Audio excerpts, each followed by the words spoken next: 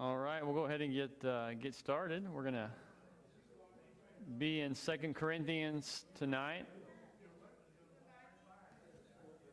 But before we get over there, we'll have Michael lead us in a song.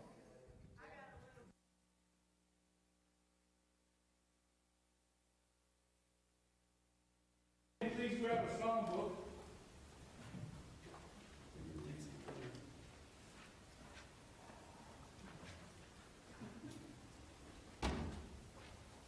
And we'll turn to 399, Jesus Calls Us. He does. That's confirmed. What number again? 399.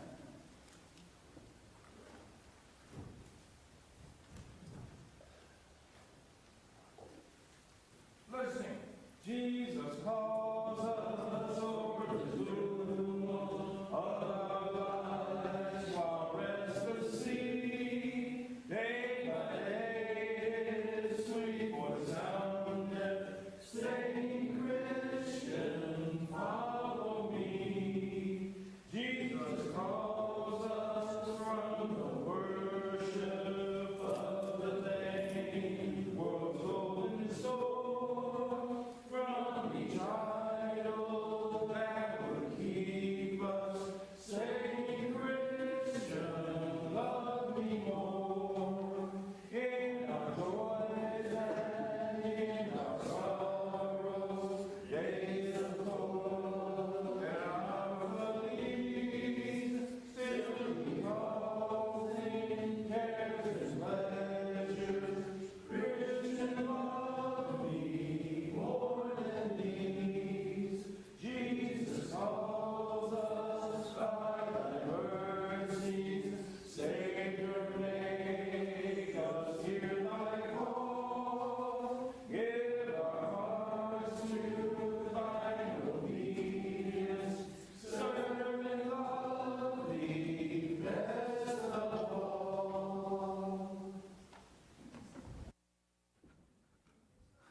All right, thank you for that, Michael. That was a new one for me, but enjoyed that. 2 Corinthians is where we're going to be at again tonight. We were not meeting last week because of the clothing giveaway and getting set up for that. And so we are not going to be able to study the first 7 chapters of 2 Corinthians because I don't like to get off schedule. So we're going to just keep rolling anyway. So it is unacceptable to get off schedule. So we're going to roll into the second part of 2 Corinthians tonight, chapters 8 to 13. And I taught on 2 Corinthians, the first section of it, a few years ago when we were doing this New Testament series over at 41st Street. And I went back through my notes just to kind of see what I had written. And I started off the class by saying, I really don't know 2 Corinthians near as well as I do 1 Corinthians. That's still true 3 years later. I've not really changed that at all. It's still a book that I'm not near as familiar with, and Zach brought that up a couple of weeks ago in his video for, I think it was chapter 1. We just don't tend to spend a lot of time in 2 Corinthians, and I think part of that is because Paul is addressing something very specific, and much of it is addressing his relationship with the Corinthians and what was going on there, and so it doesn't seem quite as obviously relevant to us as even 1 Corinthians was, that deals with so many issues. And so with all of that being said, when you open up 2 Corinthians and you walk through those first 7 chapters, you're going to see there's a lot going on. There's a lot that Paul deals with, but one of the underlying issues is Paul's kind of strained relationship with the church there. How many people that was out of the whole, we don't know, but you start in chapter 1 and you see there's some frustration maybe with Paul that he didn't show up when he said he was supposed to show up. Later on in chapter 3, they say, hey, we need a letter of recommendation from you, right, to kind of show us that, you're something worthwhile. And Paul's thinking, I started the church here. I shouldn't need a letter of recommendation. Your existence is my letter of recommendation, basically. But that continues on into this last section that we're going to talk about tonight, especially chapter 10 through 12. But when you get to chapter 8, chapters 8 and 9 deal with the issue of giving. And Paul's going to address a gift that they had said they would give, we believe probably to the church in Jerusalem that was struggling. And they weren't quite carrying it out like they should have. And so Paul is kind of doing what he does in some other places as well, like Philemon. He's kind of saying, I want to tell you to do the right thing. I'm not going to make you do it, but I'm going to make you feel really bad if you don't do it. It's kind of how Paul goes about this. And so He's talking to them in chapters 8 and 9 about giving, and we'll talk about that in just a minute. And then in chapters 10 through 12, he deals with this issue of these super apostles, he calls them, who are gaining influence, and they're bad-mouthing him, and he's addressing why they need to listen to Paul and not these other individuals. And by the end of the book, he lays out a pretty clear ultimatum. He basically says, I'm coming back to you. The question is, am I going to come back and we're going to be good or not good? Am I going to come back and find all of these problems still exist and we're going to have some serious need for repentance going on and rebuke, or are these things going to get changed? And I'm going to be able to come in and probably much more enjoy our time together. And so 2 Corinthians is a book about the strained relationship between Paul and the church in Corinth. With that being said, I want you to open up to chapter 8. And we're going to kind of break this into two parts. We'll talk about chapters 8 and 9, and then we'll jump over into chapters 10 through 12. Zach brought this up, I think it was last week in his video. Giving it's a touchy subject. It's not one that we like to talk about, and I think there are lots of reasons for that. I think it's particularly challenging for Zach or myself, who we are supported from the church, to talk about giving, because it sounds like, hey, pay us more money, which is not what it is, but that's, again, what it can sound like. And then I think, additionally, so much of the culture around us views the church as what? Just money grubbers, right? Just people who just want money. And so in the off chance we happen to talk about money and someone shows up, they're like, see, I show up one time. What are they talking about? They're talking about needing to give more money to them, right? And so it's really a topic that we tend to stay away from in a lot of ways, just because we don't want the headache of dealing with it. And while we would argue, we need to talk about it and we should talk about it and we handle things in the right way, I think we all recognize, there are people who abuse people. There are churches and leaders in churches that abuse people and seek more money than they should, or use the resources of the church in ways that are not right. And even back in the first century, this was the problem, right? You go back to 1 Timothy chapter 6, and there Paul tells Timothy, there are some who think godliness is a means of financial gain. Even then, there were people using their faith to try to gain greater wealth amongst God's people. And so this is an issue worth addressing. When Paul writes about it in chapters 8, we'll just start real quick and we'll read a part of this. It says, verse 1, "We want you to know, brothers, about the grace of God that has been given among the churches of Macedonia. For in a severe test of affliction, their abundance of joy and their extreme poverty have overflowed in a wealth of generosity on their part. For they gave according to their means, as I can testify, and beyond their means of their own accord, begging us earnestly for the favor of taking part in the relief of the saints.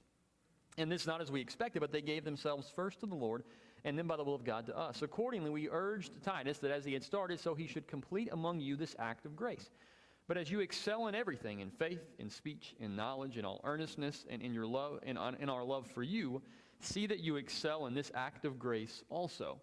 And so from the very get-go here, he's urging, and listen, the Macedonians, right, Philippi, those in that area, they had contributed, and we know Philippi was a big supporter of Paul's, but they had contributed, and so he says, listen, you need to do the same thing, and he calls it an act of grace, that giving is an act of grace. And so what I want to do is just kind of quickly move through these two chapters, but when you read chapters 8 and 9, what are some of we might call them principles, what are some of the truths about giving, about God, about resources? What are some of the things that jump out to you in this section?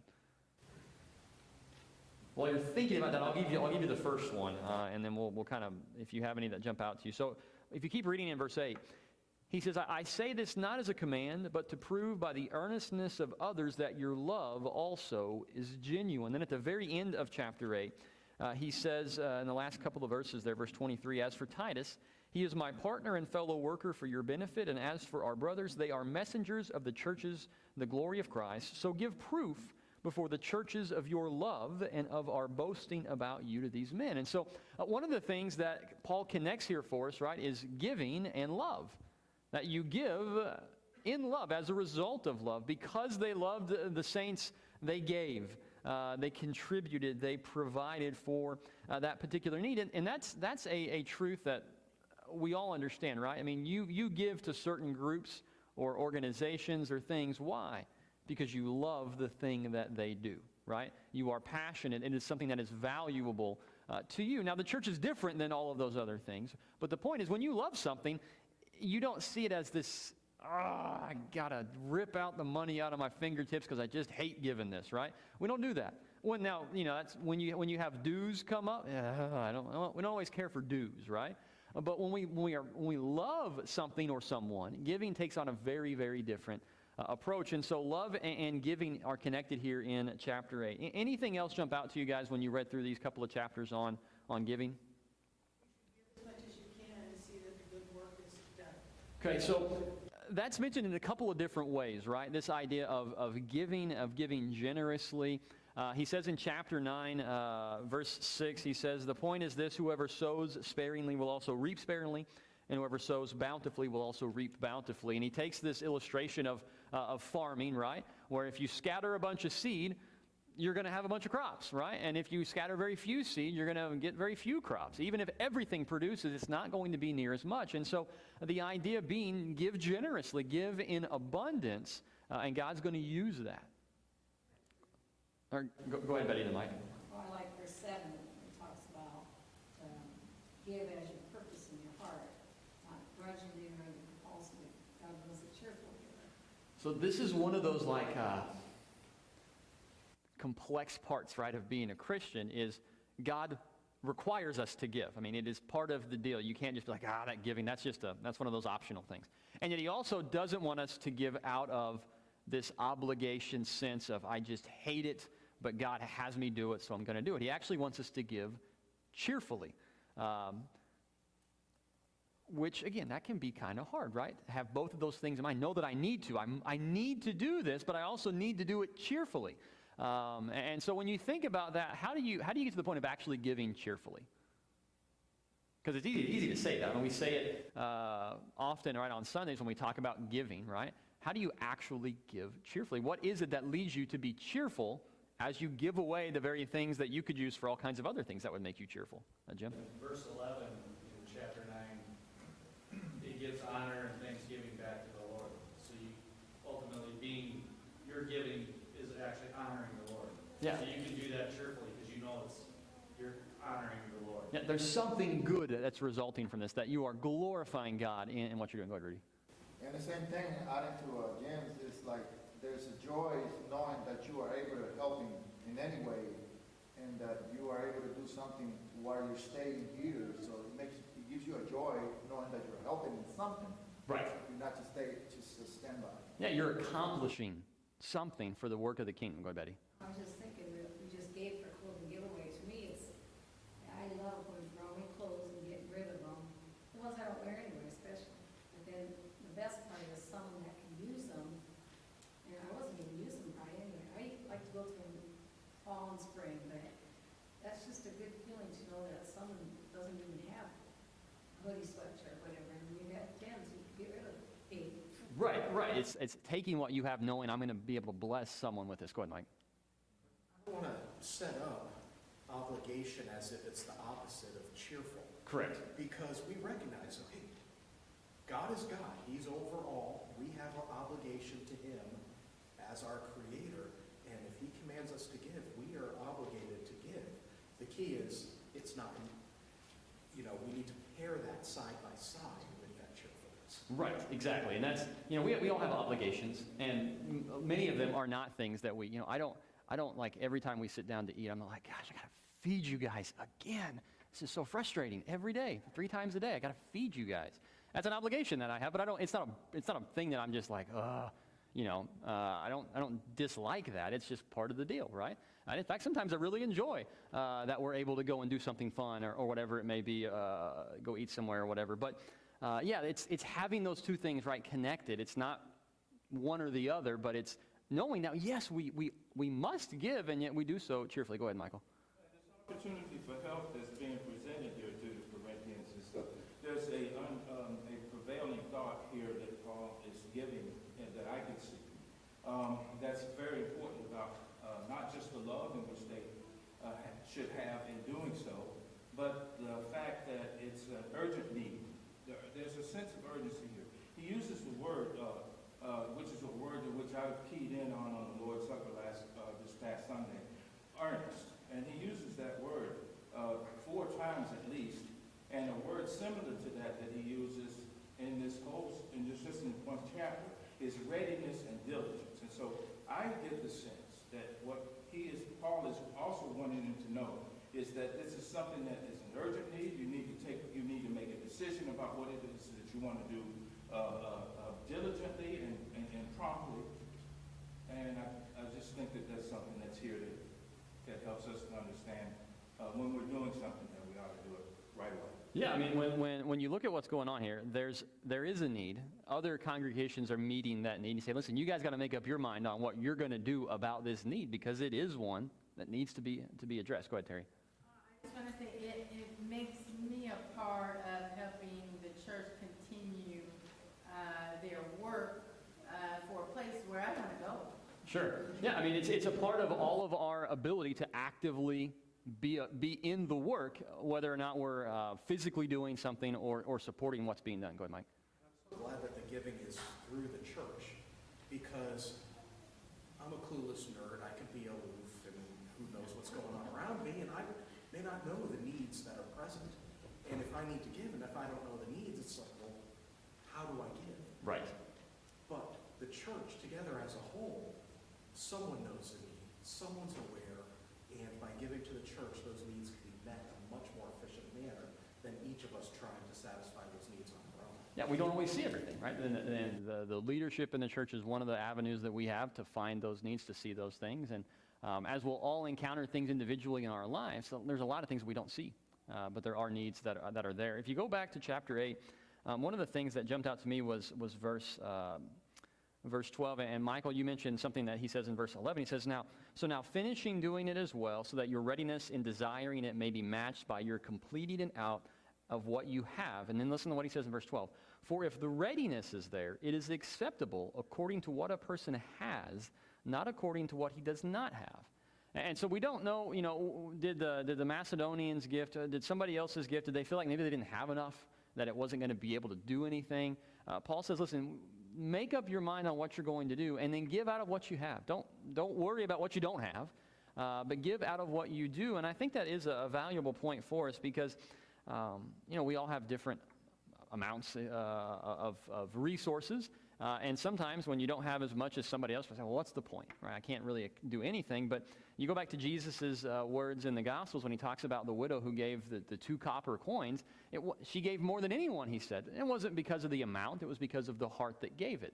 And so much of giving goes back to the heart. God is not saying, listen, I need you to give me every single penny, and if you don't, you're a horrible person. He said, no, give out of what you have, not out of what you don't have.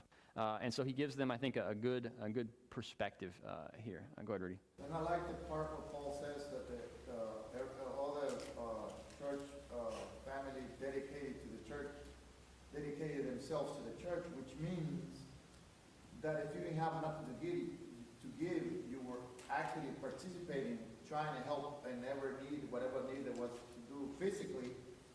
You don't necessarily, if you don't have any money, you can donate your time, or you can donate, helping other people in other kind of ways, if you don't have the money, the means for the money to be there. And if you look at verse 13, so one of the things, what if we're not? What if we don't have? What if we're lacking? He says in verse 13, for I do not mean that others should be eased and you burdened, but as a matter of fairness, your abundance at the present time should supply their need, so that their abundance may supply your need, that there may be fairness. And so he basically says, there are times where maybe you don't have.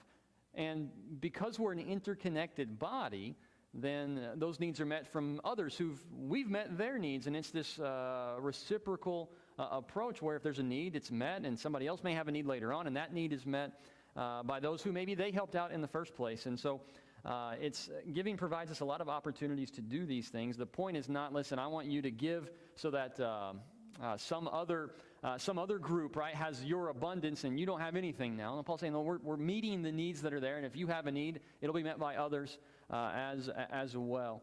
If you go ahead, Mike. And we've touched on this. I like the idea of comparing it to love, because money we love to quantify because it's basically numbers. Right. But if I told Amy that I'm only going to love you 10% of the time, she might give me that little evil eye. Right. We should be giving completely as we are, as we prosper, as the needs are, but not spend all of our focus on percentages or, how much I have, how much I don't have, but what the need is. Right, and that's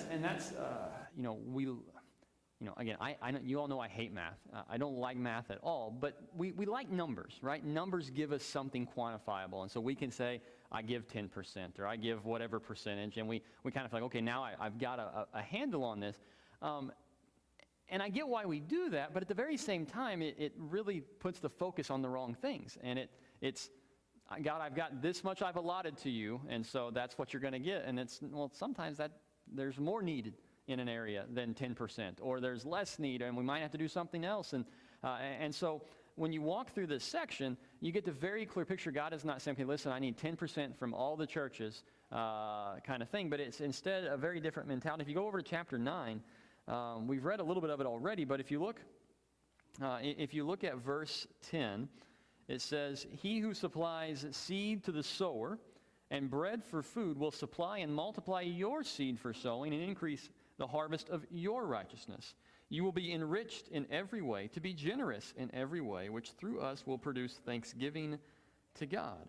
For the ministry of this service is not only supplying the needs of the saints, but is also overflowing in many thanksgivings to God."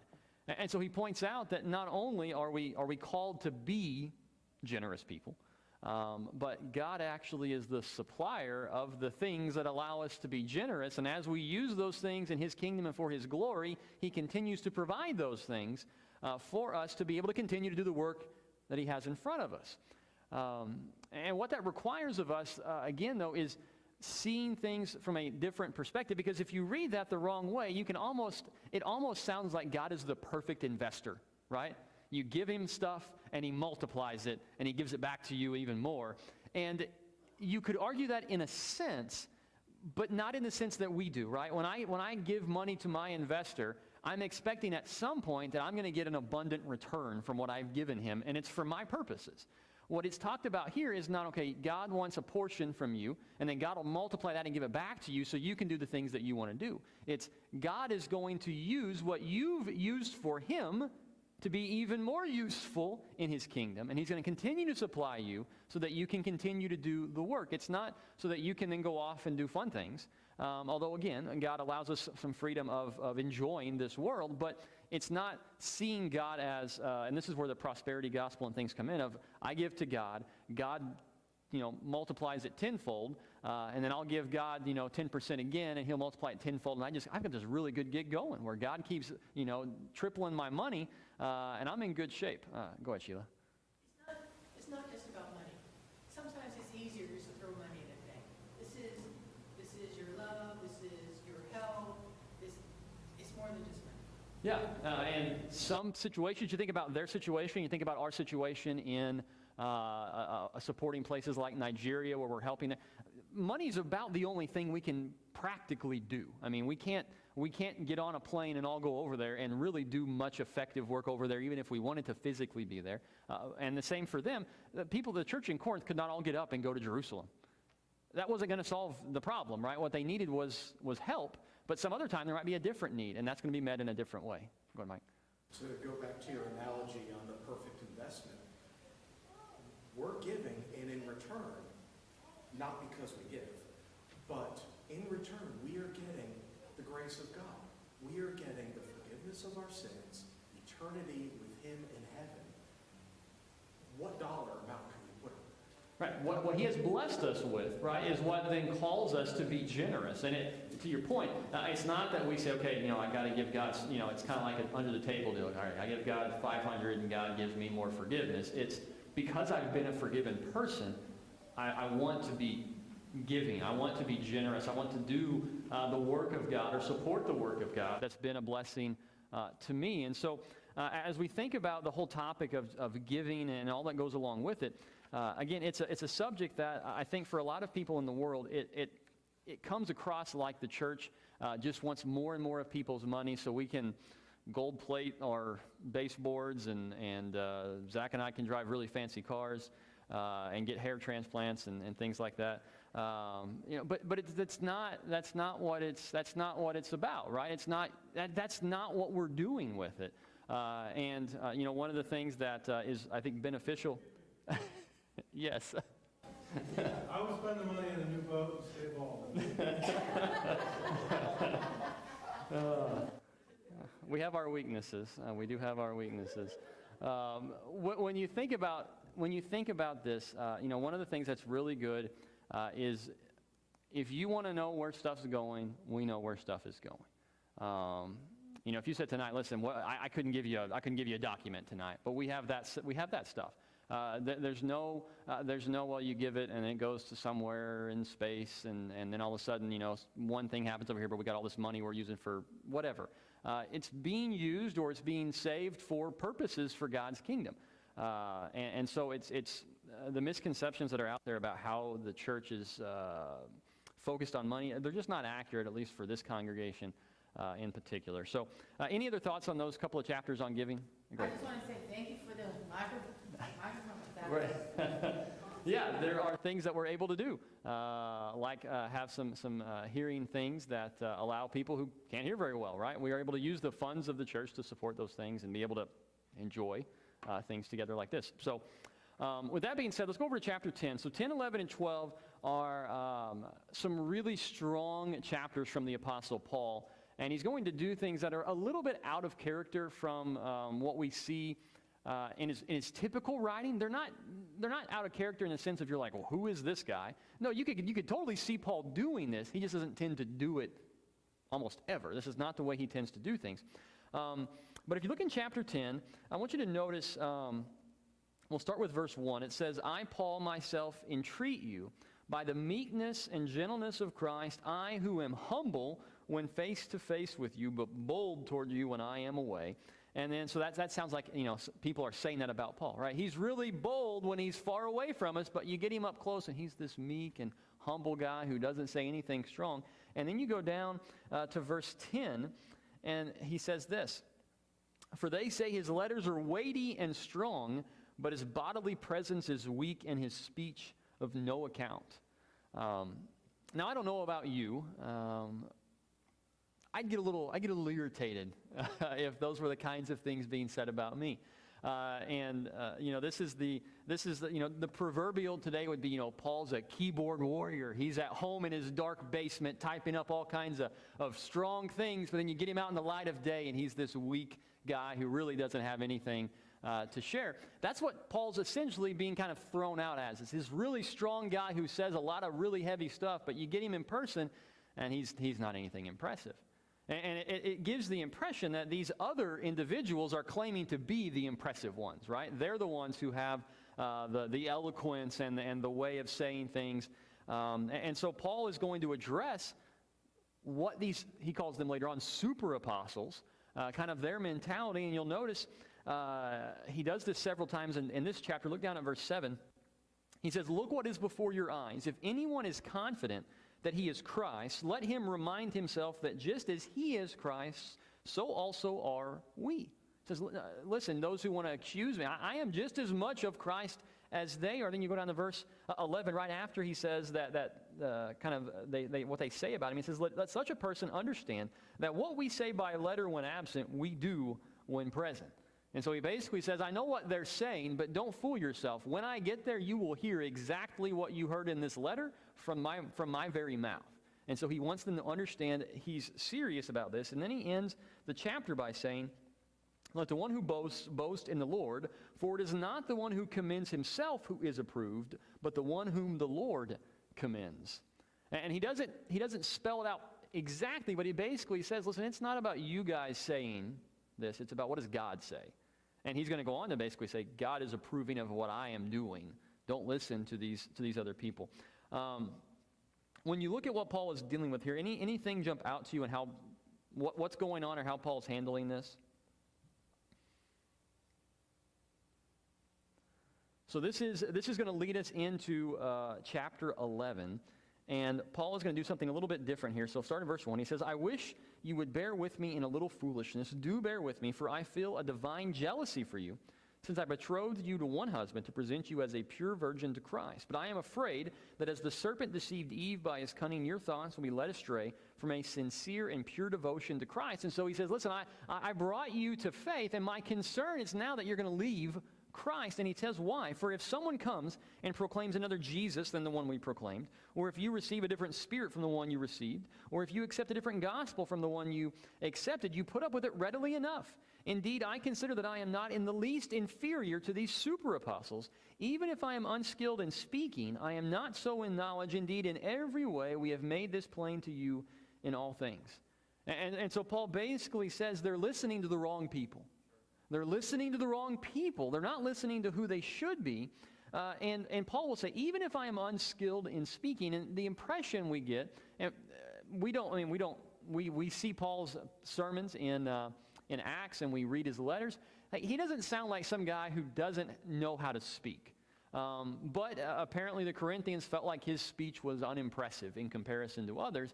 And he says, even if that's true, even if I am unskilled in speech, I know what I'm talking about. I know what I'm talking about, and you need to listen to me. And he goes on to talk about some of the frustrations he's got here with them. And then he says this, verse 12.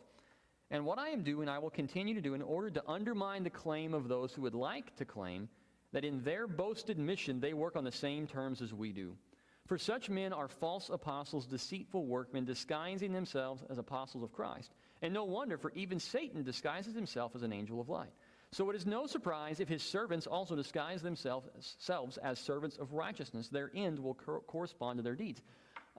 Paul is not, this is boldness from Paul. He's saying these are workers of Satan. These are not Christ's people. And he goes on to then do a very familiar section for us. Starting in verse 16, he begins to boast. He says, I repeat, let no one think me foolish, but even if you do, accept me as a fool so that I too may boast a little. And so he gives the impression maybe these others are boasting about particular things. And so he says, well, all right, if you want to talk about boasting, let's talk about boasting. And so he says, verse 21, halfway through there, but whatever anyone else dares to boast of, I am speaking as a fool, I also dare to boast of that. Are they Hebrews? So am I. Are they Israelites? So am I. Are they offspring of Abraham? So am I. Are they servants of Christ? I am a better one. I am talking like a madman. With far greater labors, far more imprisonments, with countless beatings. And stuck pages. And often near death. 5 times I received at the hands of the Jews the 40 lashes less one. 3 times I was beaten with rods. Once I was stoned. 3 times I was shipwrecked. A night and a day I was adrift at sea on frequent journeys, in danger from rivers, danger from robbers, danger from my own people, danger from Gentiles, danger in the city, danger in the wilderness, danger at sea, danger from false brothers, in toil and hardship through many sleepless nights, in hunger and thirst, often without food, in cold and exposure, and apart from other things, there is the daily pressure on me of my anxiety for all the churches. Who is weak and I am not weak? Who is made to fall and I am not indignant? Now, what is Paul doing there? What is he really arguing when he boasts of his work? What's he emphasizing? That he suffered. Now, why emphasize that? Why not emphasize the number of churches that he planted or the people that he converted? Why not emphasize the connections he had with Peter and John? Why not emphasize that stuff? Why emphasize the suffering? How do you know when someone is truly committed? It's not when things are good. It's when they're not good. It's when they're bad. What can Paul boast in? He can't boast in everything being awesome, because anybody would be able to boast about that if they were having that. He's saying, I am committed, so much so that I've been beaten more times than I can even remember, is what he basically says. I've been stoned. I've had this happen. I've had that happen. Everywhere I go, I've been in danger. You tell me who's worth listening to. You tell me who's more committed. Go ahead, Mike. That's a direct refutation to what his accusers were saying, where he's, as you said, a keyboard warrior, strong from a distance. Well, these things wouldn't have been happening to him if he wasn't acting on God's behalf, on Jesus' behalf, in person. Yeah, and being bold enough to get himself in trouble, right? To put himself out there in a way that he does get beaten, and he does get all of these other things happening to him. Danger in every area, right? He is that committed, and he's almost saying, okay, let's talk then about these super apostles, right? What have they done? Show me their work for Christ, and then look at mine. Go ahead, Rudy. And all that is, like he said, well, that people think, some people think that Christianity is being foolish. So he said, well, if you guys think that it's foolish, then I want to be, the most foolish person to know a lot about Christ and to speak about Christ. And so he's kind of saying to them, well, look, I'll vent whatever you guys think. I'm not here to contempt what you guys think that being a Christian is foolish. I'd rather be a foolish than anything else, talking about Christ.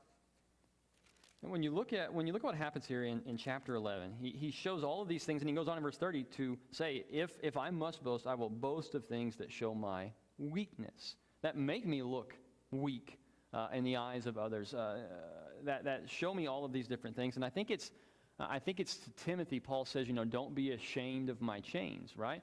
This idea of there were reasons why some people, man, Paul is always in prison, right? How do you throw your lot behind a guy who's always in prison?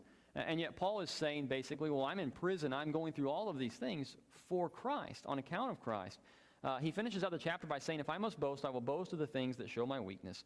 The God and Father of the Lord Jesus, he who is blessed forever, knows that I am not lying. At Damascus, he's almost like, you know what, I'm going to throw one more in here. At Damascus, the governor under King Aretas was guarding the city of Damascus in order to seize me.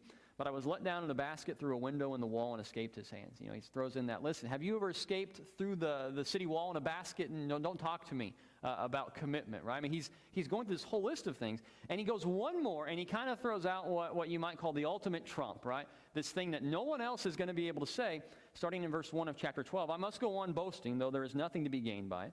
I will go on to visions and revelations of the Lord. I know a man in Christ who 14 years ago was caught up to the third heaven, whether in the body or out of the body, I do not know. God knows. And I know that this man was caught up into paradise, whether in the body or out of the body, I do not know. God knows.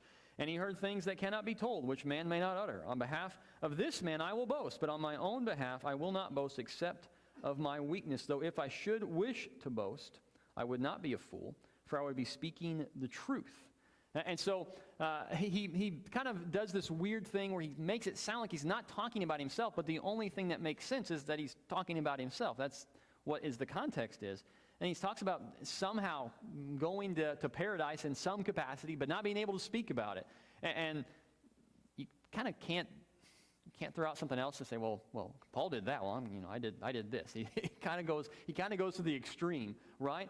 But notice he doesn't stay there. He doesn't talk about all this amazing stuff. He then says, partway through verse 6, but I refrain from it, so that no one may think more of me than he sees in me or hears from me. So to keep me from becoming conceited, because of the surpassing greatness of the revelations, a thorn was given me in the flesh, a messenger of Satan to harass me, to keep me from becoming conceited.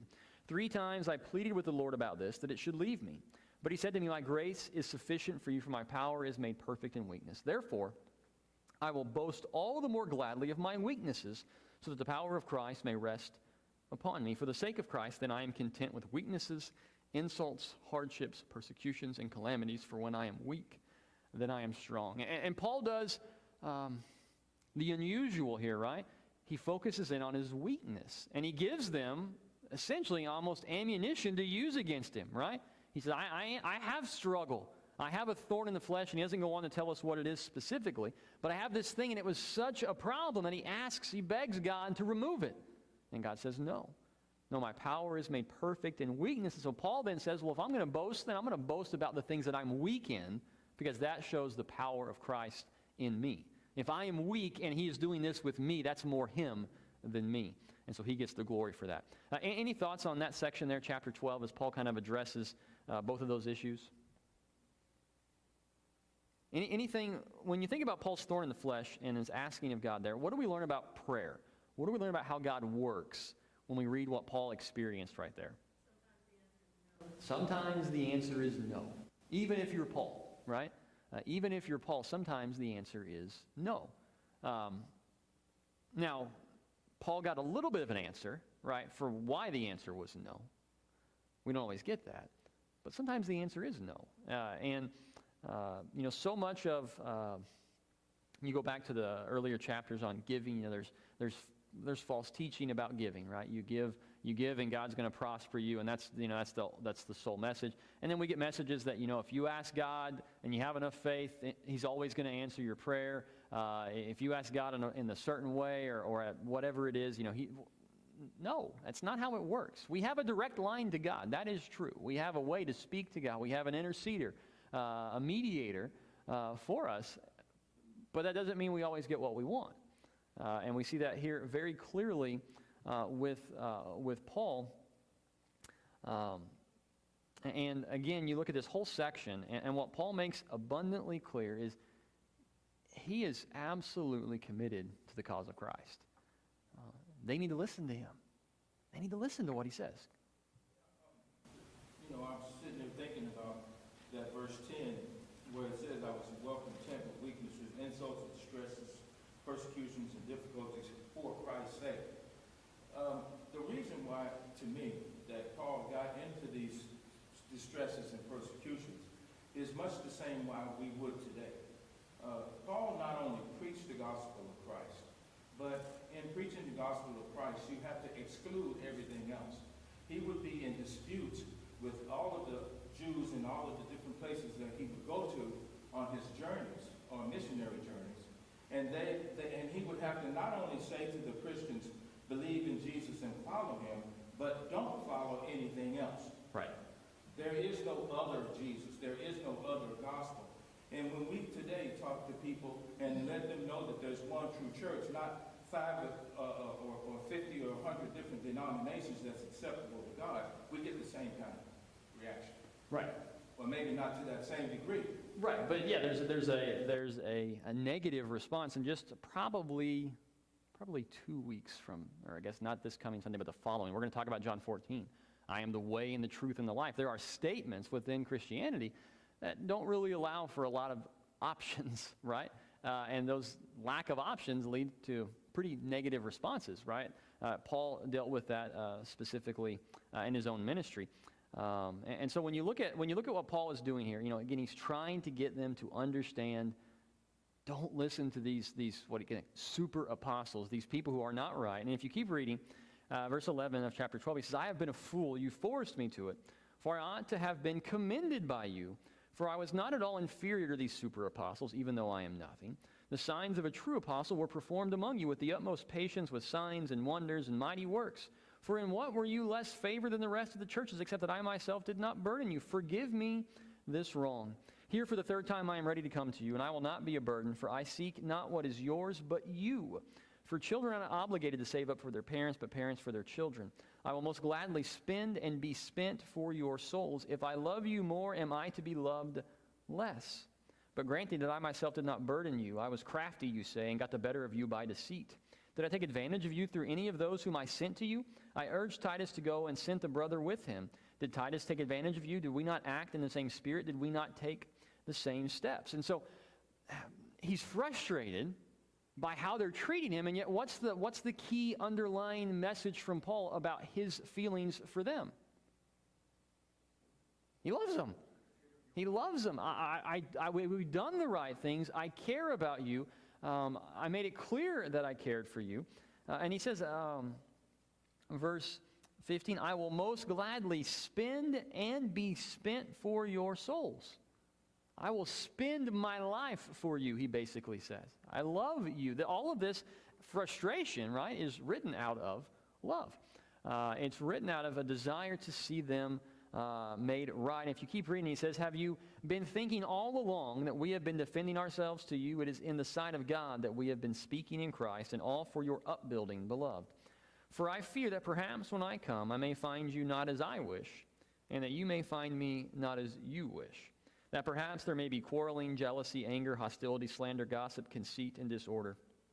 I fear that when I come again, my God may humble me before you, and I may have to mourn over many of those who sinned earlier and have not repented of the impurity, sexual immorality, and sensuality that they have practiced.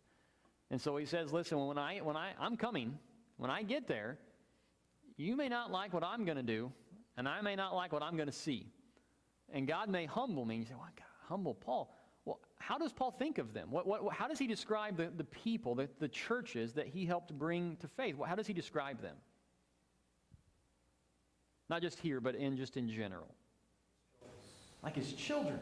He describes them as almost their growth and ultimately their salvation. That's something that is valuable to him. And so here he's saying, almost, God may humble me by pointing out to me the work that I did was for nothing, because the very people that I sought to bring to him are in sexual immorality and in all of these other things.